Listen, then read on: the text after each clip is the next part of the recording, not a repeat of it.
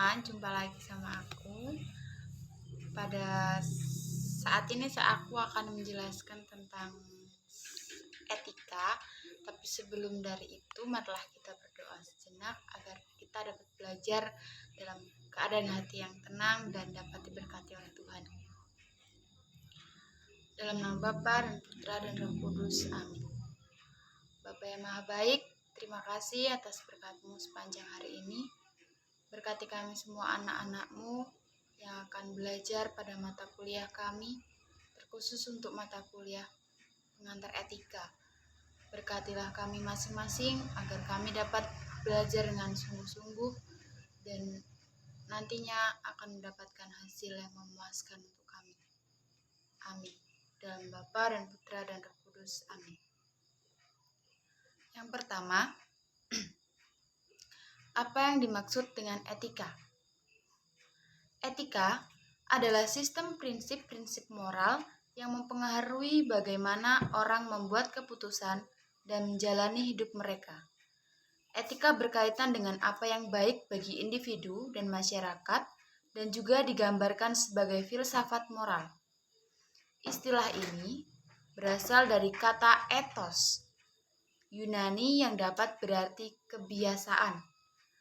Yang kedua, mengapa kita perlu memiliki etika? Praktek etika sangat berguna dalam kehidupan sehari-hari, karena ini mempengaruhi cara manusia berperilaku. Beberapa filsafat berpikir bahwa etika memiliki peranan ini. Mereka berpendapat bahwa jika seseorang menyadari untuk melakukan atau memiliki hal yang baik secara moral, maka itu tidak masuk akal jika orang itu tidak melakukannya. Tetapi manusia sering berperilaku tidak rasional, mereka mengikuti insting. Mereka bahkan ketika akal menyarankan tindakan yang berbeda. Namun, etika adalah alat yang baik dan memandu masyarakat berpikir tentang masalah moral. Yang ketiga, bagaimana kita beretika? Betapa pentingnya beretika dalam kehidupan sehari-hari. Etika sangat penting dalam membina hubungan atau relasi kita dengan orang lain. Secara tidak sadar, orang yang beretika akan memiliki hubungan yang lebih baik daripada orang yang tidak beretika.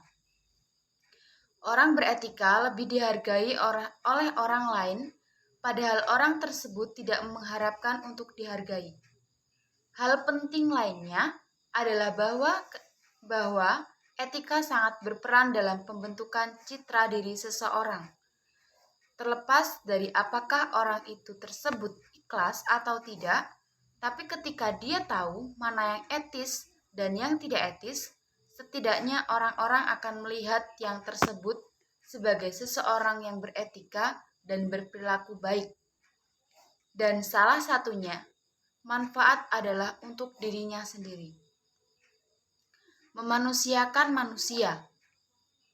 Karena salah satu ciri yang diberikan manusia adalah adanya hati atau perasaan dan akal pikiran. Etika mengajak manusia untuk lebih menggunakan kedua anugerah tersebut, khususnya hati, agar manusia memiliki tingkah laku yang baik dalam menjalin hubungan antar manusia yang lain. Ketika orang lain enggan bergaul, jika tidak beretika dan bermoral, mengapa manusia perlu beretika? Karena pada dasarnya setiap manusia ingin dihargai satu sama lain. Manusia secara naluriah ingin menciptakan citra yang baik tentang dirinya kepada orang lain. Untuk alasan itu, maka manusia perlu beretika. Dan yang lebih penting dengan beretika, maka manusia itu akan lebih diakui atau disegani oleh orang lain.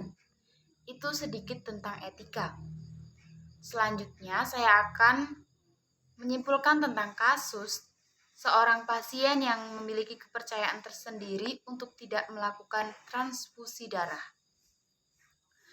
Dari kasus ini, saya dapat sedikit menyimpulkan bahwa setiap orang memang mempunyai hak untuk memilih mana yang benar untuk kelanjutan hidupnya, apalagi tentang kesehatan.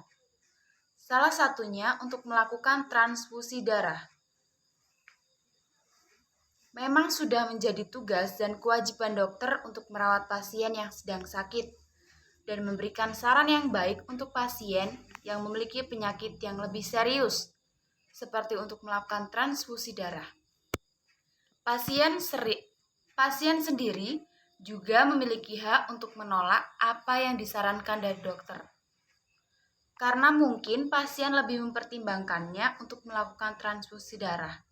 Maka dari itu, pasien memiliki cara tersendiri agar bisa sembuh kecuali melakukan transfusi darah. Sekian penjelasan dari saya. Sebelum kita tutup, marilah kita berdoa terlebih dahulu. Dalam nama Bapa dan Putra dan Roh Kudus. Amin. Bapa yang Maha Baik, terima kasih atas berkat-Mu sepanjang mata kuliah ini sehingga kami anak-anak-Mu dapat menjelaskannya dengan baik. Berkatilah kami satu persatu di rumah kami masing-masing agar semua yang kami lakukan sesuai dengan kehendak dan rencana-Mu. Amin. Dalam Bapa dan Putra dan Roh Kudus. Amin.